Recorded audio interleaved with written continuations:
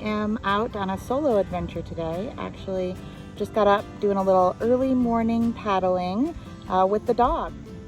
We've got a new kayak, and I thought that that spot right up there in the front would be the perfect spot for her to lay and enjoy, feel the breeze in her face, you know, like most dogs do.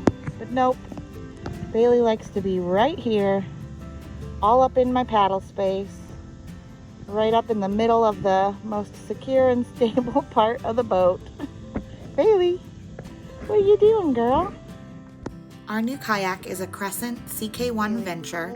This is an 11-foot kayak. It weighs 60 pounds and has a weight capacity of 400 pounds. So you can see, even as the dog is moving about, this kayak is very stable on the water in a multitude of conditions. Good girl. Got a few waves here from the wake boats out in the no wake area. They're actually kind of fun to ride.